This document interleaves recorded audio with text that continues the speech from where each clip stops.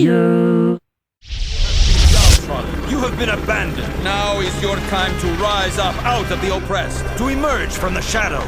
Ignite the thunder of freedom. Now you fight for yourself, for riches, for honor, for the brotherhood. The ATAC 2000 is the... MAG is an online-only, military-themed, multiplayer first-person shooter. While this description doesn't exactly make the game stand out in a crowd, this little tidbit does. It supports matches with up to 256 players. Now, that's a big number, but don't let it dazzle you. You won't be seeing 128 enemies charging towards your position, guns ablazing.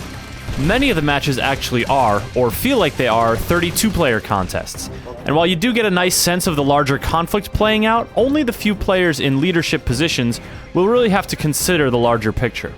These commanders have some interesting tactical abilities at their disposal, but most players are foot soldiers who busy themselves with securing individual objectives and shooting the enemy in the face.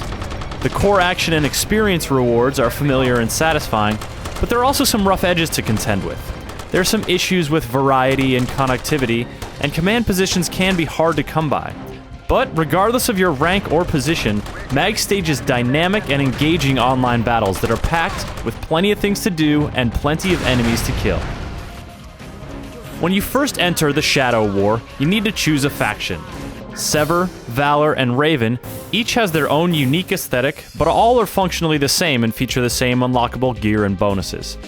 As you kill enemies, heal allies, and destroy, repair, or capture battlefield assets, you earn experience points and rank up. Each rank gives you a skill point that you can spend in the barracks to specialize and improve your soldier. Assault rifles, SMGs, sniper rifles, and light machine guns are all available, as well as sights, bipods, and the like. You can get new gear, like mines, poison gas grenades, and medical guns that revive your allies. There are a lot of ways to tweak your character to your style of play, but it's best if you pick a style and stick with it. Spreading yourself thin can leave you underpowered and behind the curve. You can experiment with different loadouts and eventually re-spec your soldier entirely, but MAG encourages specialization, and this can feel a bit limiting. Specialization fits into the squad mentality that permeates MAG. You aren't really meant to be an army of one. You play as part of an 8-man squad in each of the 4 match types. Suppression is a straightforward 64-player team deathmatch. In Sabotage, one team must capture and hold 2 objectives in order to unlock and then blow up a 3rd target. These 2 match types are available to you very early and feature almost nothing in the way of command structure or strategy. They serve as training grounds, where players can hone weapon skills and learn the fairly simple art of capturing objectives. Once you gain a few levels, it's off to the bigger battles. In Acquisition, one team must infiltrate another's base, steal a vehicle, and drive it back to the insertion point. In Domination, you must destroy a series of objectives in order to damage the enemy's infrastructure and claim victory. These matches last up to half an hour and feature 128 and 256 players respectively.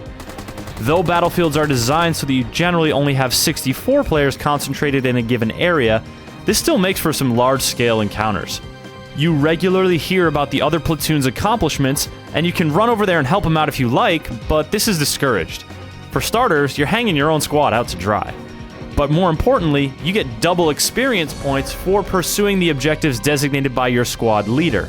This very tangible reward is how MAG encourages teamwork, and it's very effective. It's like this. Acquisition and Domination games have bunkers, barricades, anti-air batteries, sensor arrays, motor pools, a whole variety of valuable targets. If your squad leader targets one of these assets, you'll get double experience points for any action performed in the vicinity. Destroy that roadblock. Transport secured. Get into extraction. Sticking with your squad essentially allows you to level up twice as fast, and even standing near your squad leader gives you attribute bonuses. Anyone in a command position in either Acquisition or Domination can use command abilities to call in help. Some abilities are localized, like cluster bombs or poison gas bombardments. Others are broader, like sensor sweeps and signal jamming. The abilities you can use depends on whether you're a squad leader, a platoon leader, or the officer in charge. These positions are exciting and present unique battlefield challenges, but you won't always get a command post when you want one. With all the points of interest in enemies, there is plenty to do on the battlefield and plenty of places to do it. Maps are well designed and manage to have a lot of flanking routes and choke points alike. Yet the action can start to feel a bit repetitive as the hours pass. Different areas of maps present their own challenges, but playing one quadrant feels very similar to playing in another. Despite its particular foibles, however, MAG is a lot like other multiplayer shooters. Not every match is created equal, and it's up to you to salvage what you can from lame matches and avoid getting into a rut with your soldier. Fortunately, maps in MAG are varied and rich with objectives, so there's plenty of opportunity to contribute to the war effort in diverse ways. The game handles its scope well, and though you may run into some lag here and there, it's a predominantly smooth experience. With big battlefields, intense action, rewarding skill customization, and engaging command roles, MAG has a lot of satisfying ways for shooter fans to flex their trigger fingers.